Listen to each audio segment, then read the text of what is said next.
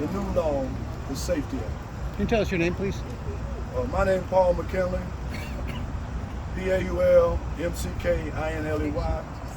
I'm an ex-offender organization, and we oppose the Safety Act because it's not safe. We also would like to bring the chief up. We also have Tom Devore that's going to come up, and they're going to have comments, and then I will close it out. Chief, would you like to come up first? Sure. Good morning, everyone. How are you doing? Good.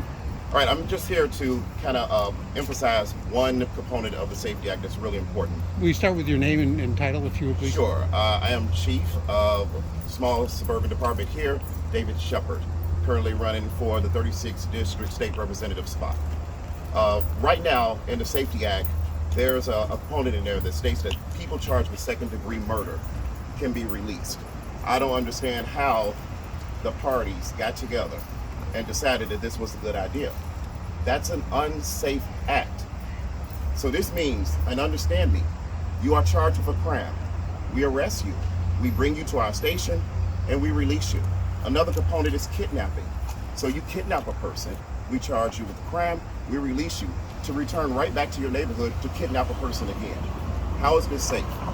36 people currently now that has been charged with murder that's out on bail, that has been recharged with some new crime of violence.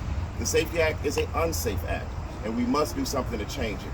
Remember, second-degree murder, charged, released, returned back to your communities. How is this safe? I don't understand. Thank you for your time. Thank you very much. The next person would be Tom Devore. Thank you, everybody. I'm Tom Devore. I'm the current Attorney General candidate for the state of Illinois. You know, when Mr. Sheppard said, how does this happen? Before talking about some of the nuances of this act, I can explain to Mr. Sheppard how this happened. A House bill that we are dealing with here, what many people don't know, is that it started off in, I think, February of 2019 as a pretty straightforward House bill that went through all three readings and passed the House in April of 2019. It had to do with the elections and the information that would be given to those who were incarcerated that were getting out. That was the essence of the bill. And from April of 2019 until January 10th of 2021, almost 2 years, that bill sat dead in assignments. And the Democrats, as usual, gut and replaced that bill right before the new General Assembly was supposed to take over. And they completely replaced it with what we now know as the Safety Act. It didn't go back, obviously, doesn't have to go back to the House to be read 3 times again. And not only did they do that, they did it after it had already been read twice in the Senate. So they shoved this whole amendment in there and pushed it through at the last minute. The irony is that our new General Assembly was going to take over in about an hour, and they didn't have the 60 votes they needed in the House. And miraculously, after some amount of conversation and numerous calls for the vote to be closed, they get their 60th vote. The public didn't know about that bill for a lot of reasons, but primarily is because it was in front of the General Assembly for a couple of days. That's how it got there. That process is an absolute abuse of our due process rights as people to be allowed to participate in our government. If I'm Attorney General, I will do everything I can to stop those kind of games being played in our legislature. Now, as to the Safety Act itself, the governor, I read what he writes painfully, and he's saying there's no such thing as a non-detainable offense. He's playing games with words because it's true, non-detainable does not exist in the statute. What the statute does is it enumerates types of crimes that detention is possible. It lists them in the statute. You can be detained for a variety of things. By deduction, basic human analysis, anything that is not enumerated, you cannot detain.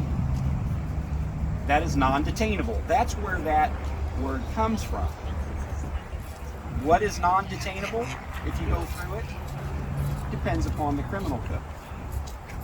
Offenses that are forcible felonies that you cannot get probation for is a big category of things that you can be detained for.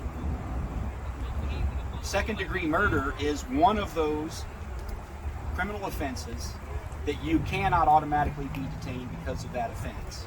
Kidnapping is another one. Robbery is another one. These aren't just my words. These are the words of overwhelmingly most states' attorneys who have analyzed this bill across the state, Democrat and Republican.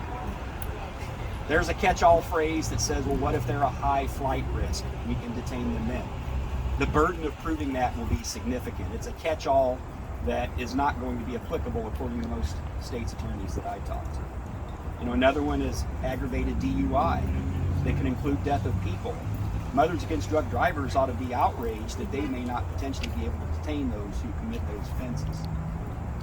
That's what this bill is about. Another thing that makes it even worse is that you deal with, well, what happens once someone is released because they can't be detained, but they still have to come back to court?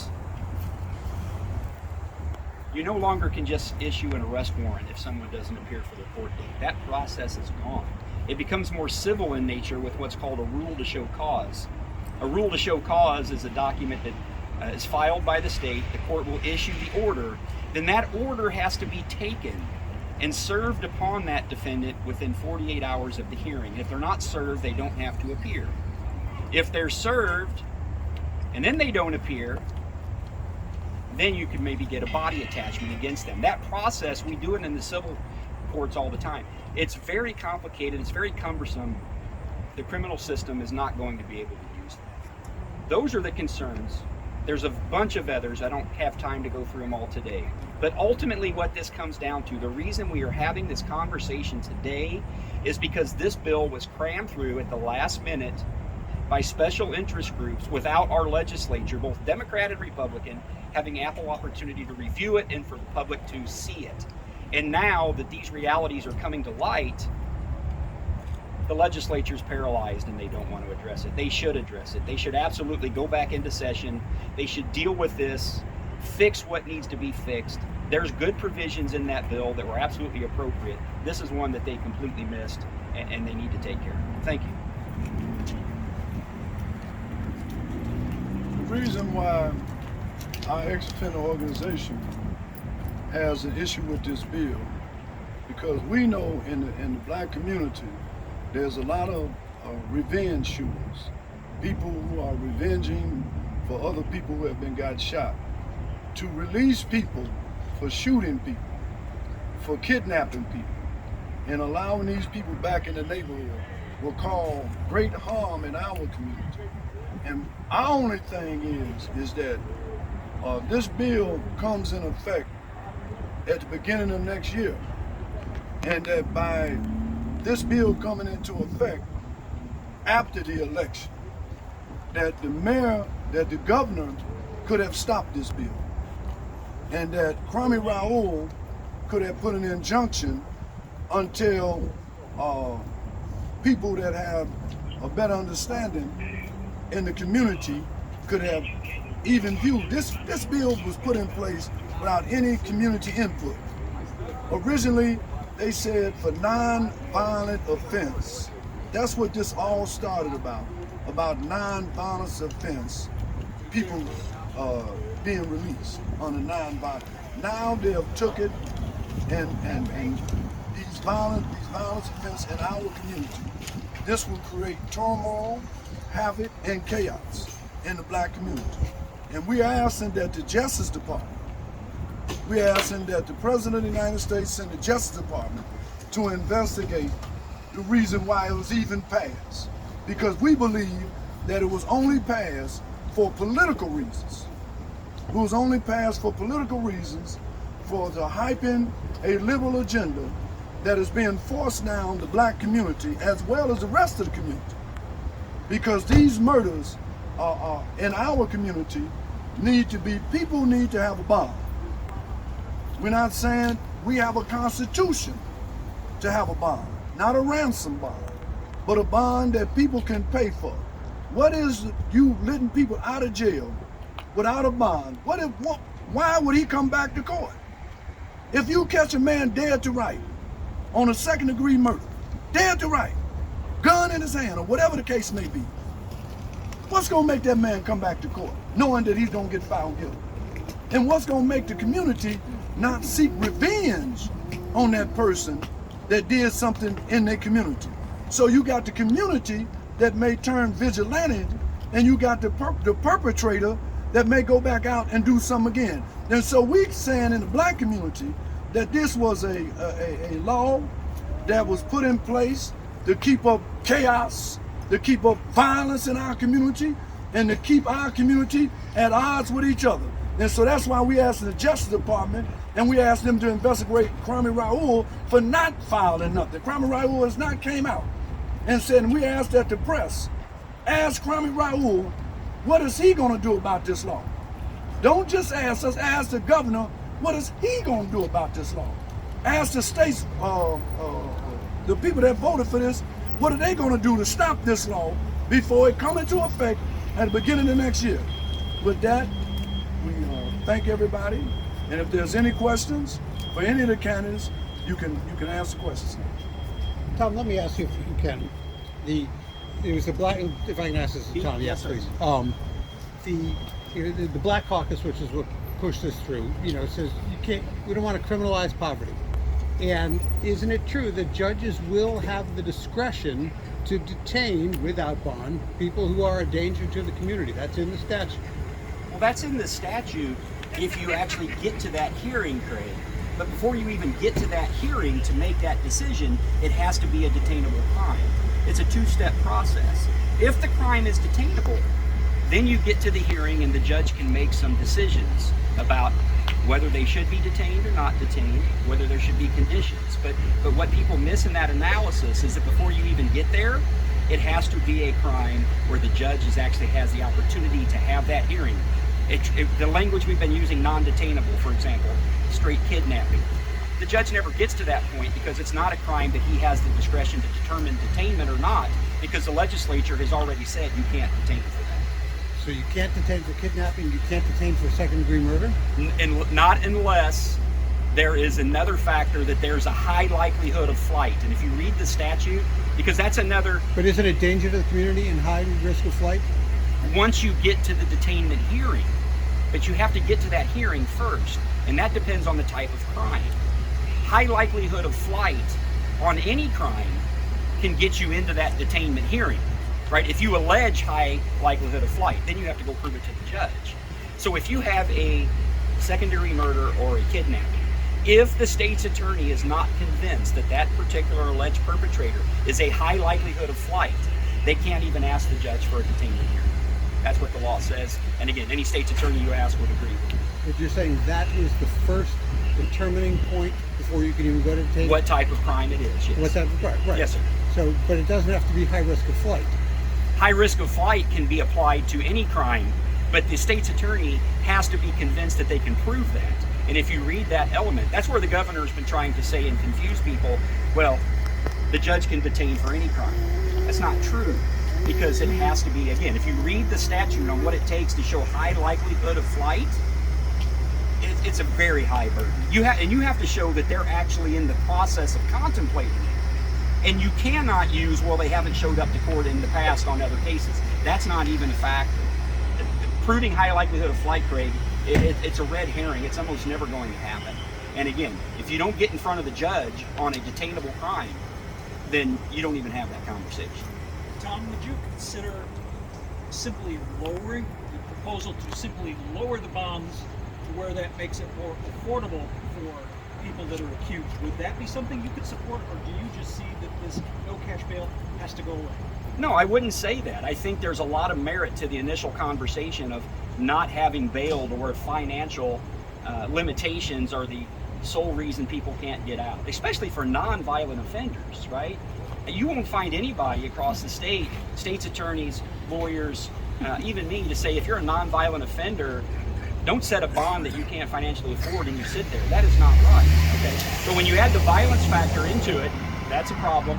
And another thing is we have to accept is that when someone posts a bond, one of the reasons that is it encourages them to come back to court and to finish the legal process. That is a financial incentive, because if you don't comply with that condition, among others, you can lose your money. That is an incentive. So when you take that away, I think Paul may have said it, when you eliminate that, it decentivizes people coming back to court. And then the process to get them back into the court system is very complicated, and it's going to just absolutely bog the system down. But I am not opposed to eliminating bail under certain circumstances. I think it makes sense, the cash bail. What is that process, if I may, to get people back? If they take advantage of no cash and they get out, and they don't show up, what happens? The state has to go and issue what's called a rule to show cause. It's a civil filing. And what you're saying to the judge is that, hey, we ordered them to be here on this date. They haven't shown up. We need you to issue an order to show cause. That the judge is signing saying, you were supposed to be here, you're not here now. And that has to be served upon them, right? You have to have someone, an officer, a process server, go out and physically find them and hand that to them within 48 hours of the hearing. If they are not served, they do not have to appear. If they are served and then they don't appear for that, then the judge can issue a body attachment to say you didn't show up. Now that attachment can go and potentially get that person. The way that's different is if under the current process, if you have a court hearing and you don't show up for that hearing in a criminal matter, the judge can immediately ask for a warrant. The judge can't do that anymore. So that extra step that I just explained to you, it's very cumbersome because I've done it hundreds of times in trying to do debt collection for my clients. It's the same process. It's absolutely not going to work. It's not going to work in bigger municipalities for certain, and in smaller communities it'll still be a problem because our police officers right now, we have limited resources there, and they're going to have to spend their time going out issuing and serving these orders to show cause. It's not going to work, I can tell you. So this is all a complicated thing. And Yeah, very complicated. People looking at home trying to understand the sort of bottom line. Are you suggesting, based on the way you're explaining it here, that there is going to be, much less accountability for criminal activity across the board because people aren't going to show up for court? I mean, can you summarize what this in essence is going to mean for accountability and people being brought to justice? Accountability is a broad word, so I'll say that as to this particular issue, there is a desire for everyone, the judicial system, those who have been accused of crimes, to bring those to finality. So the system can move slowly or smoothly, and for people know what their lives, what to expect. I'm saying that this process is going to bog that down, and it's going to drag it out, and the caseloads of unfinalized criminal cases is going to go up significantly. There's no way to get around that whatsoever. But does that mean that people who commit these crimes are never going to be held to account if they are indeed, guilty of it? There will be some that will never be held to account. That is true. And again, I can compare that to the civil nature of again, these rules to show cause in civil matters. Many times those will go unresolved, and those types of civil cases can set forever because getting an order to show cause, getting it served on people that don't want to be found, and then once you serve them, you're not arresting them when you serve them like we can do now. Hey, you didn't come to court, you're arrested. You take them and put them in jail, they go to the judge. You serve them, then if they don't show up, you can go try to arrest them. So adding that whole second step within there is going to delay these cases, and in some circumstances, there will be no resolution to cases. That's true. Probably have time for one more question if anybody's got. Okay. And let me leave you with this. The state's attorneys that I talk to, the judges that I talk to, one of the things that they are dissatisfied about, and they're not dissatisfied about, hey, let's talk about how we can eliminate some of this bond stuff with nonviolent offenders. They're okay. And that happens in many communities, and some it's not as great, but many it does. Is we're taking all of the discretion of these decisions away from the local judicial system. We're taking it away from the judges, taking it away from the state's attorney, and what we've really done is centralize a lot of this discretion into a statute that was crammed through the legislature in 3 days. That's what we did, and that's what the concerns are. Okay, so if we want to resolve this issue, this legislation can be improved. As we're talking about the cash bail, it can be improved, and that improvement's going to require putting that deference in some fashion with some guidelines back in front of the judges that see these people day to day. They see the criminals in their communities, and they understand their communities. That's where this needs to go, and not have this the centralized discretion on what is even a detainable offense and what's not. That's one of the biggest issues, Greg. Thank you. And so that'll be pretty much it. And that's this press conference. Thank you very much for coming out. Thank you.